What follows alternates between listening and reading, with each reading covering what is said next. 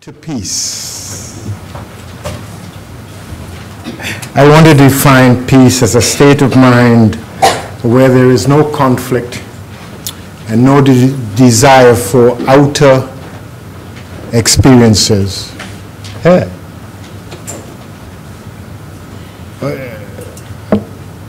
That's the description I can give you.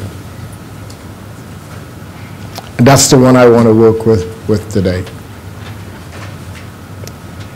I think that it is safe to say that everything that has life is spiritual. When we understand what being spiritual is, we realize that the entire universe is a spiritual one, and that everything that is in it is spiritual. As human beings, all of us have a common desire to be happy. And then as a result of that state, we hope to have peace. To find that mental state where we can rest, feel secured, and prosper.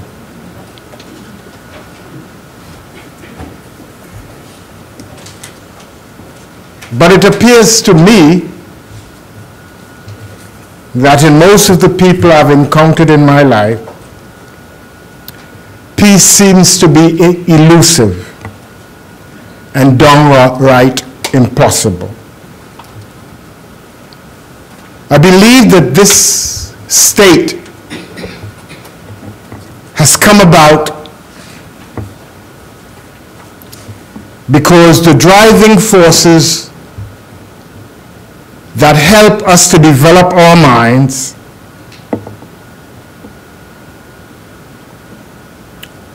have placed war and conflict before peace. That because we are driven by external desires, and because our wants are so material that we end up feeling apart from each other, jealous of each other, and in the end, we seek to destroy each other. Seeing that we all want to experience peace, we have this belief that after we war, peace will come. So we create war to bring peace, forgetting that minds remember. And although we may experience periods where there is no seeming conflict, in the minds of others, plans are being made for further confrontation. One of the biggest problems that we have as human beings is that we have a mind that can be programmed.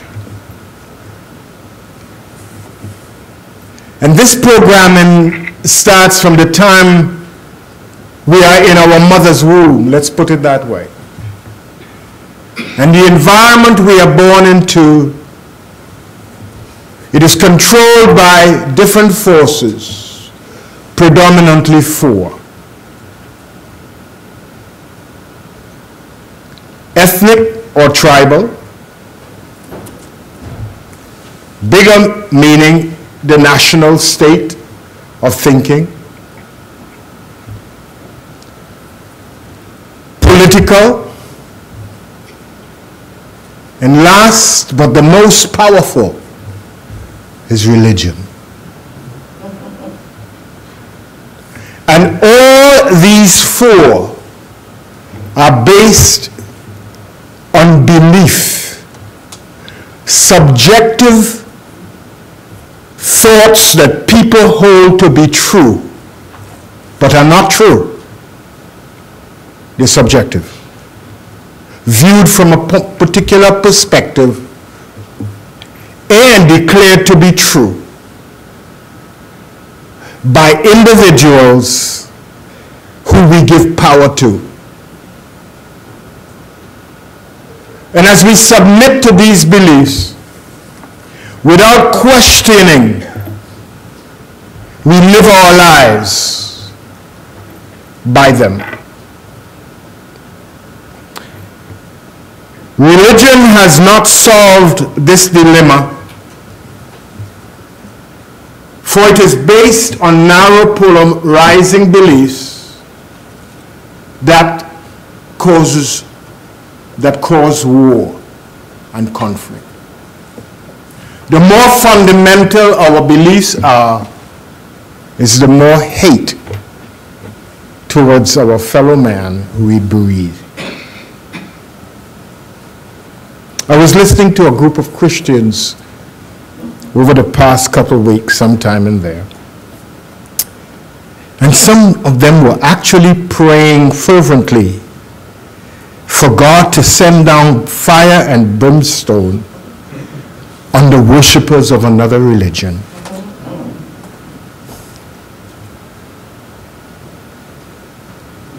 Believing that their God is more powerful and has more say in running the world the way they want it to. Isaiah, writing somewhere in about the 7th century before the Common Era, BC, his hope was the wolf would live with the lamb, the leopard would lie down with the goat, the calf and the lion and the yearling together, and a little child shall lead them. The cow would feed with the bear, their young would lie down together, and the lion will eat straw like an ox. The infant would play on the cobra's den, and the young child will put his hand in the viper's nest. They will neither harm or destroy on the holy mountain, for the earth will be filled with the knowledge of God as the waters cover the sea. What is this knowledge of God that Isaiah might have been speaking, but I don't know, so I have to say might have been speaking about? There is only one presence. There is only one power. There is only one reality. Whether it's called God, Allah, Ram, whatever name you give it, its nature is absolute good. And everything that lives, everything that moves, everything that has being, everything visible, invisible, tangible, intangible, is part of it. This is why Paul says, in it we live, move, and have being. Sometimes when I think about this idea we call God, I think of a human body. Trillions of cells are in this body and outside of the body, all living by coming together to form this body, bring harmony, health, and well-being to this body.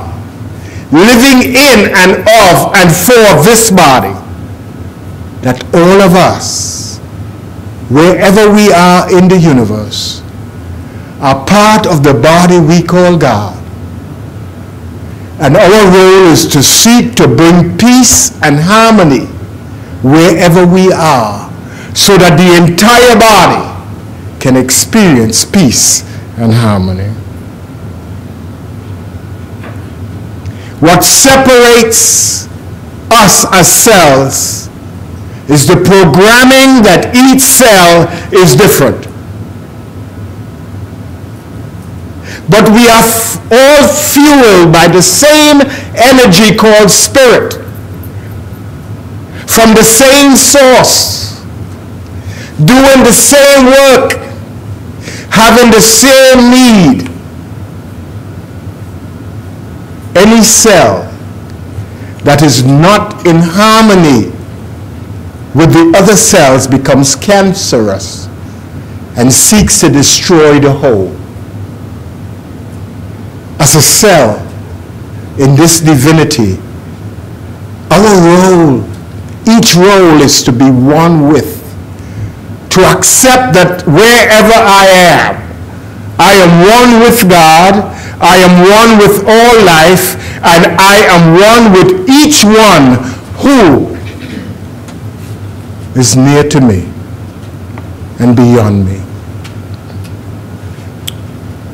As part of this universal flow of energy or spirit, when we learn our role is to let go and let the spirit flow, we don't retard the pace of others.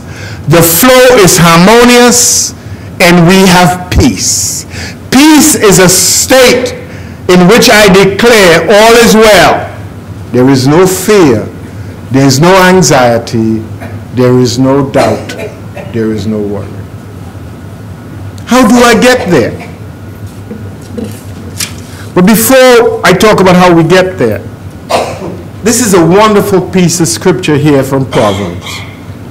Happy is the man who finds wisdom and the man who gets understanding.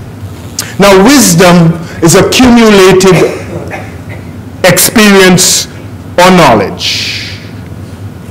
And understanding is knowing. So the writer says, a man who over the years has gathered information, analyzed that information, and come to the conclusion that he can live healthy and happy. That's wisdom. And also the man who just knows that he knows that he knows. He understands the principles on which life is supposed to be lived. He's happy. And then he goes on to say, for the gain from it is better than the gain from silver, and its profit better than gold. If I know what to do, I can do it anywhere and be happy.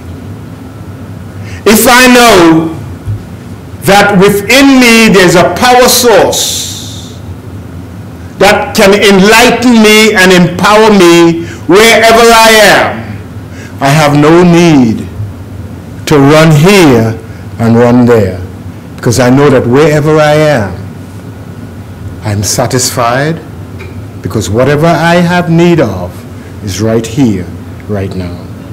She is more precious than jewels, and nothing you desire could compare with her. If I could understand that as a child of God, I am a perfect expression of the whole. I don't need to be well because I am already well. I don't need to have abundance because I'm already abundantly supplied. I don't need to be happy because I'm already happy. I know that. That's more precious than all the jewels that I may have in my security box in the bank. Because I have the jewels, but I have to protect them, because what? I'm afraid they will get lost. But if I know that wherever I am, all that I need is right here, I don't have to put it in the bank, in a security box. I can live because my jewels are in my mind, my treasures are in my mind, are the ideas from which I can prosper. They are always with me, and wherever I go, I take them.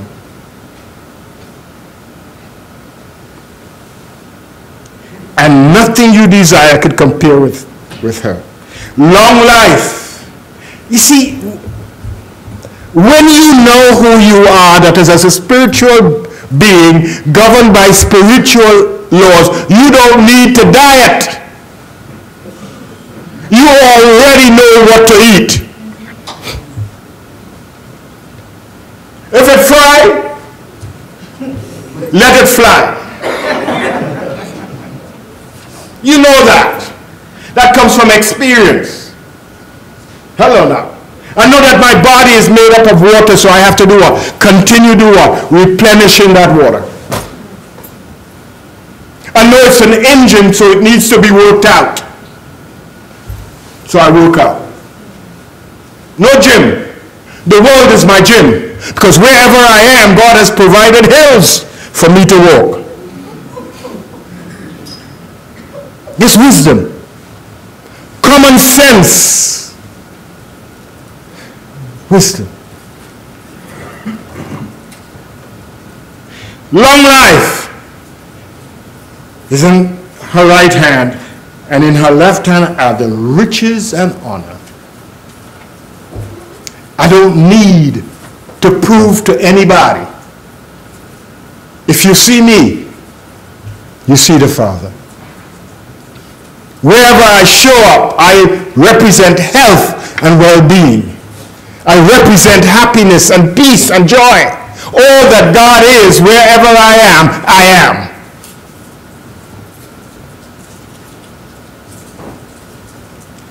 Her ways are the ways of pleasantness, never hostile. No matter what happens, they walk away believing that I'm a gentleman. I'm just nice. Don't get fussy. I don't get riled up. You say it so, and so it is for you. And I could still smile and walk away. Remember me to practice this on me. And all her paths are the paths of peace. When you know that wherever you are, you have no enemies, because every person is a cell in God, in the right place, doing the right thing. I just have to do the right thing because I'm in this place to do whatever I need to do. There's no competition.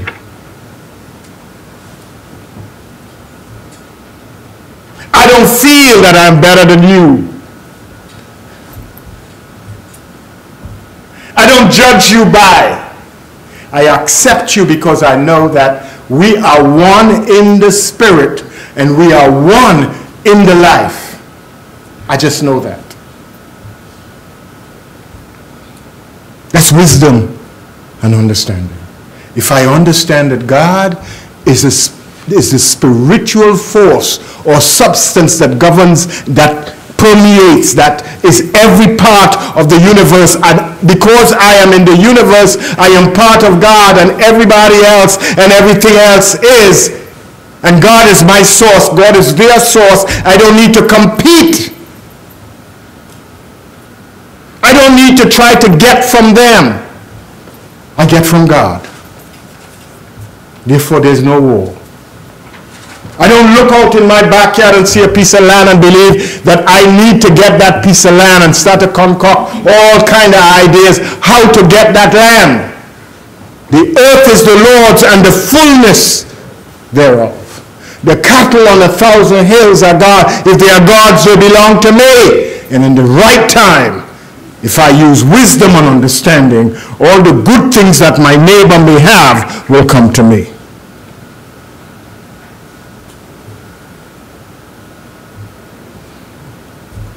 So the first thing I need to realize then is that what?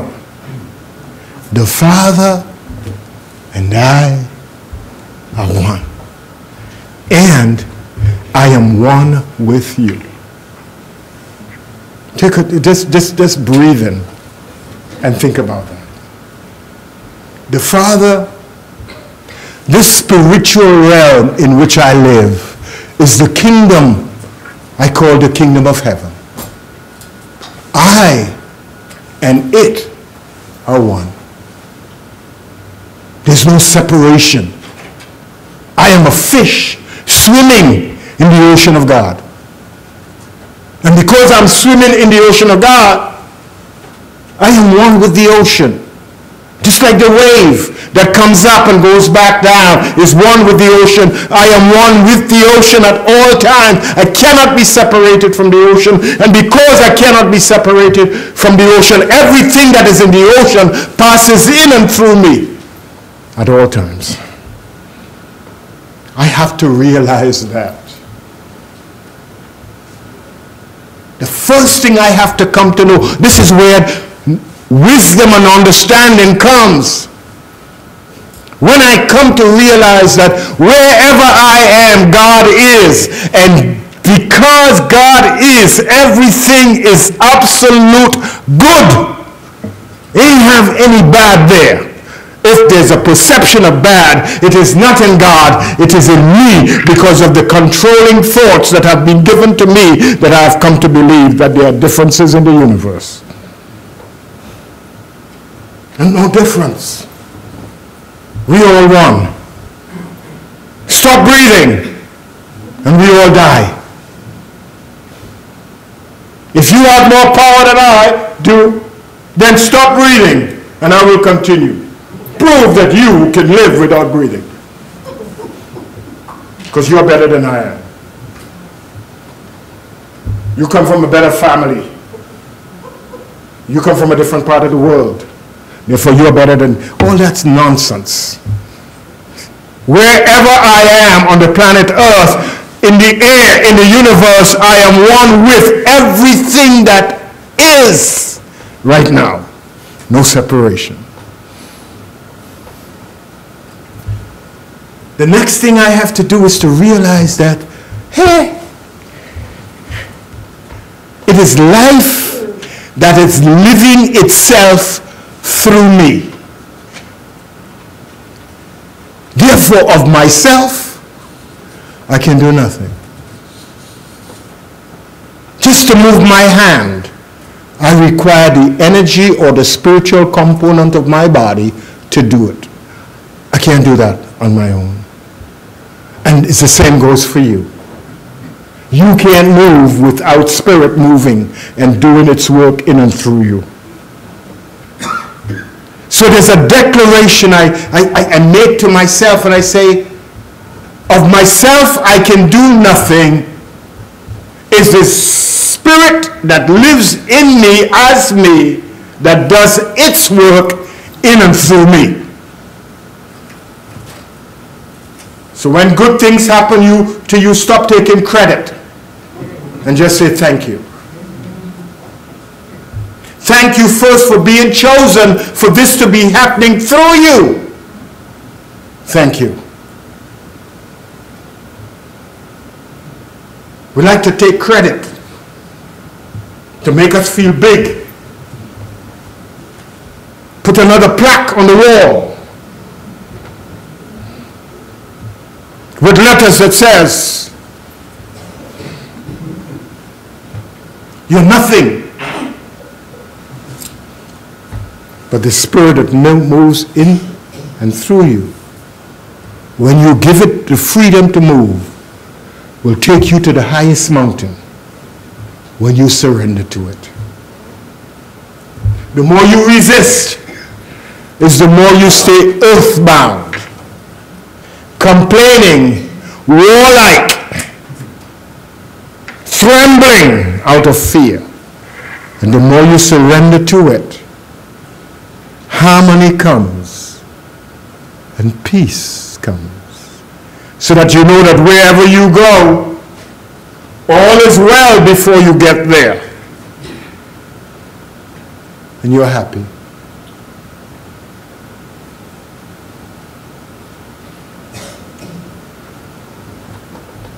The next thing I must learn to do is, having recognized that wherever I am, whoever is there is an expression of the same good that I am. Therefore, I agree with what I perceive to be my adversary as quickly, as soon as I think it, I say, that isn't right.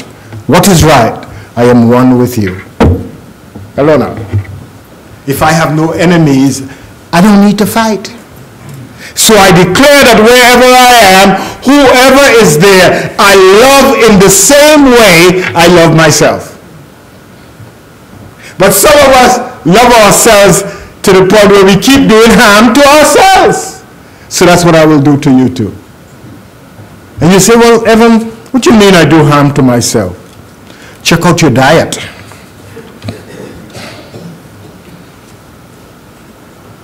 Check out the thoughts that you have about yourself. Can't do, impossible, stupid, sick, sickly.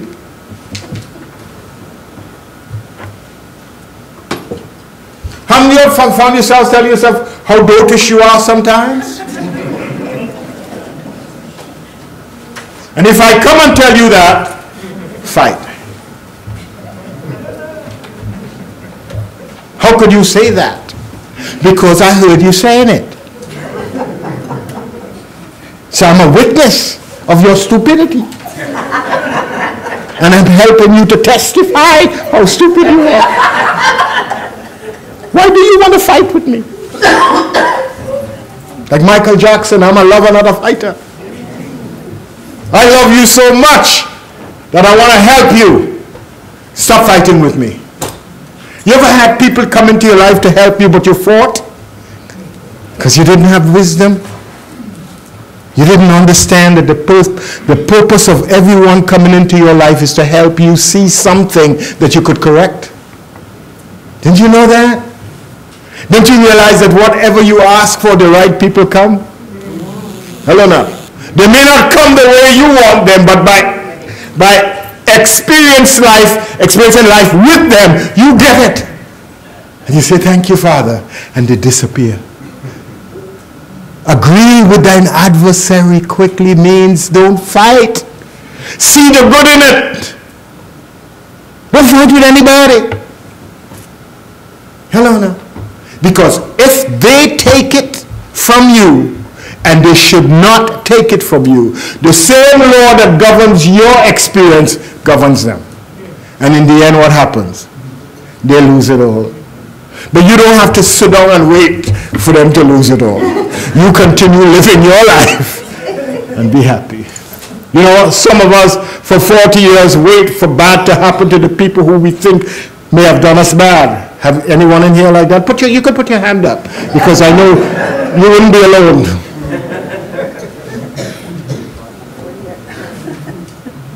You understand what I mean? Stop spending time trying to curse other people. Bless them and thank them for coming into your life to help you see something that you could not have seen. Hello.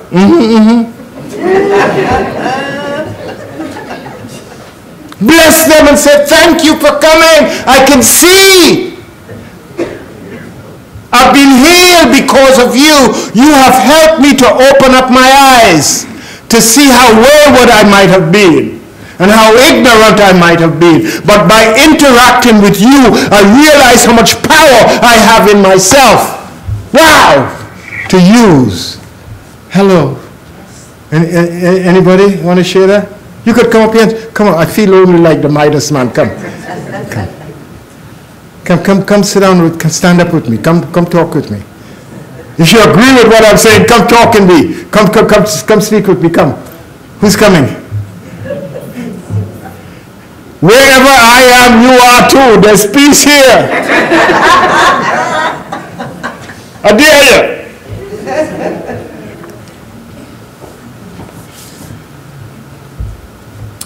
The next thing is resist not evil.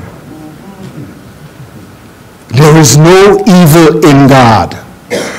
Evil is a concoction in the minds of man out of ignorance when man does not understand the principle that wherever he is absolute good. He sees and he makes up stuff because mind is creative, and because we create things out of our beliefs, if our beliefs are based on evil thoughts, then what?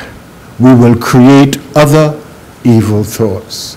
As a man thinks in his heart, so are his creations. Hello. I always laugh, you know.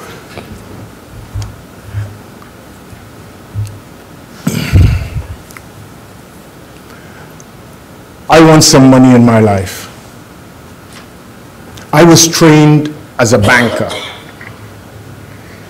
Immediately my mind begins to figure out ways to take a cent from every customer that comes. Sanctioned by the government, I cheat. I charge you extra tax, extra service charges. A penny here, a penny there. I have a desire for more.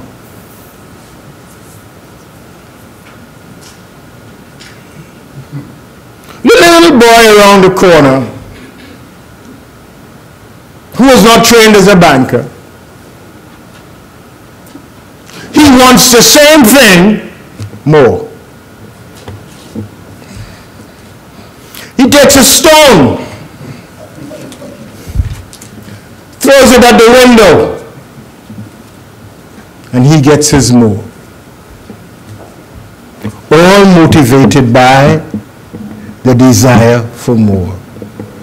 One is sanctioned by the law, one is not sanctioned. But they're both thieves. I'm being honest.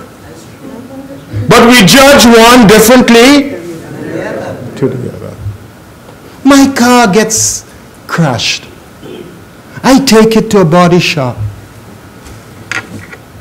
And the body shop fixes my car. It looks good.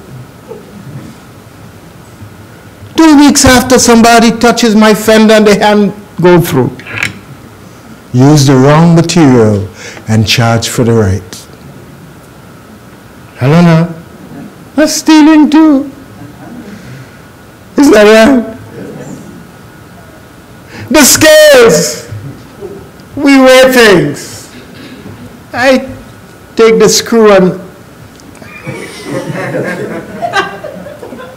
instead of a pound, it's 9 something of a pound. It's stealing. I am selling beans in a bottle.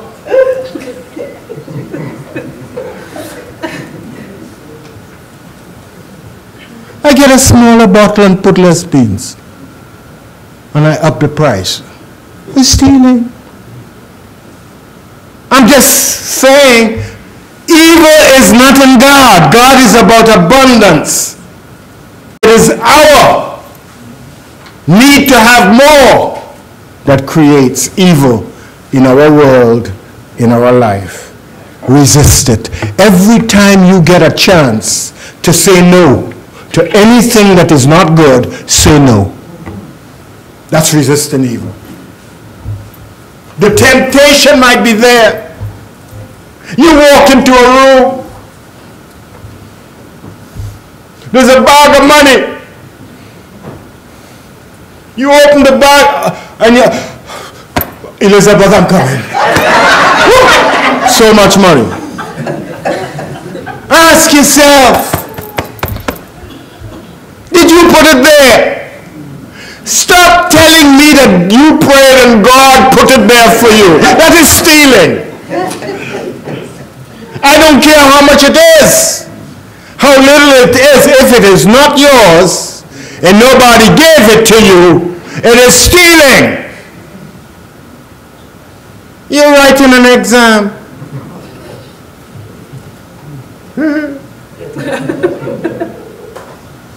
And you can't figure out something, and you bend over and look the shoulder. That is stealing. So many of us are degreed, but we are thieves. Evil is anything that is opposite to good. If it is not good, it is evil. You hearing me this morning? Yes, sir. So when you're condemning the big thief, think about yourself, the little thief, same thief. God does not have a book for big thief and little thief. Thou shalt not steal. Repeat it if you know it. Thou shalt not steal. Recite it now, five times. Thou shalt not steal. Thank you. Take out thou now, put I. I shall not steal. Yes. You see, it's okay when it's the neighbor doing it to judge. But when I am doing it, it is sanctioned by God because I prayed. And God gave me the answer. I'm just sharing this with you this morning. Resist anything that is not good. The next one is to love thy neighbor as thyself. You know, during the ministry of Jesus in John, according to John the Baptist, Jesus was faced many times with situations that he had to learn to love. Jesus comes across, is traveling through Samaria, where most Jews at that time didn't go because they felt themselves separate and apart from the Samaritans. Because although they were cousins, you have cousins you don't like, and you don't go in their house because your mother said they're not like us. Same thing, Jews and Samaritans. So Jesus is passing through Samaria. Midday, he's thirsty. A woman comes out, draws water from the well. He goes, can I have some water? She says, well, you know, your people don't mix with my people. I shouldn't have to give you water. And then Jesus started telling her, I perceive you have no husband and all kind of stuff. He started telling her about it.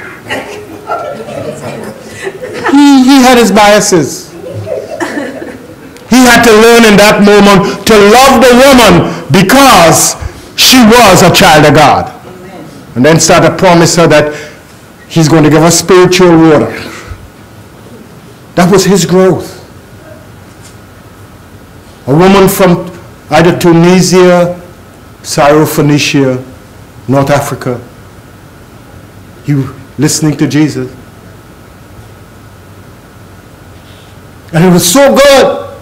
She says, can I get some more of this? He said, I don't give those things to the dogs. These are for the Jews only. And she says, well, the dogs sometimes sit at the end of the table and take up the crumbs. And he got it. Some of us preach a good gospel, but live a lie. I'm just saying, the life of Jesus is a life that had to be grown and nurtured, just like we have to grow our life and nurture it. That's why Jesus is our example for living the kind of life that leads to peace and leads to joy. Loving your neighbor. Who is your neighbor? Anyone who comes near to you, passing on the street, in the subway, anyone that comes into your vision that you can see, smell, taste, touch, feel, that's your neighbor. Anything that you could recognize with your five senses, that's your neighbor. You got to learn to love them or accept them the way you accept yourself. If you accept yourself as one at oneness with God, do the same thing for them.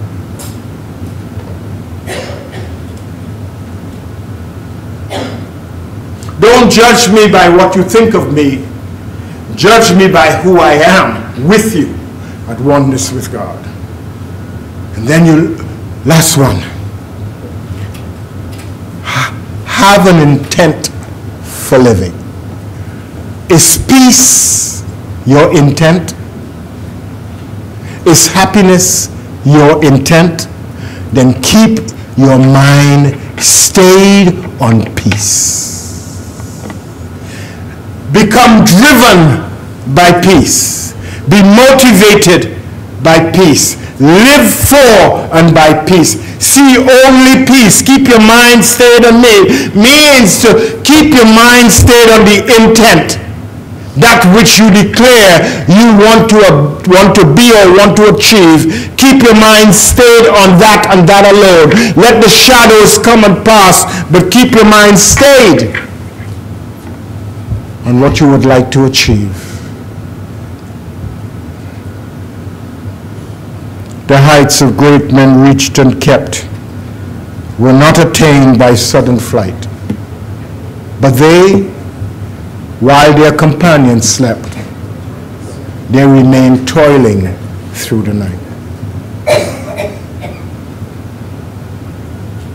If you want to experience peace, see no war, see no evil, judge only righteously, think right, feel right, speak right, act right, and react right. That's the only way to achieve it. You know how sometimes we start off going good, and somebody, a black cat, passes in front of us, and instead of keep going straight, we turn around 3 times and then lose direction. We get caught up with the black cat. Learn to keep your mind stayed on the goodness you're trying to achieve. Putting everything else aside, focus. Place your intention on your intent. Hold your mind on that spot, and peace will come.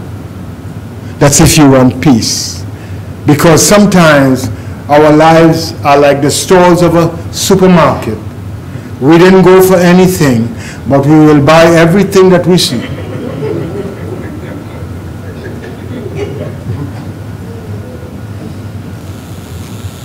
Do you live your life that way? You have to have everything you see. Realize that whatever you bring into your life comes attached to other stuff that you don't want. You know that? The people that you invite into your life, they look pretty. But there's a bag, unopened, but full. And as soon as they settle down,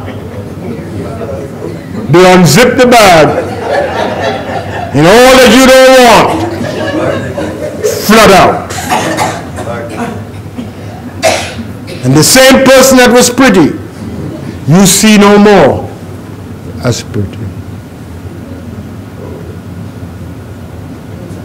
Keep your mind stayed on me, Jesus said, meaning keep your mind stayed on the goodness that is of the Christ within me. Keep your mind there. Don't let things come and take you away. And hopefully one day, the lions in your life would lay down with the lambs in your life. And you don't have to get up in the night to shoo the lions away, because the lions and the lamb become one. There can be no peace unless there's oneness. And so it is.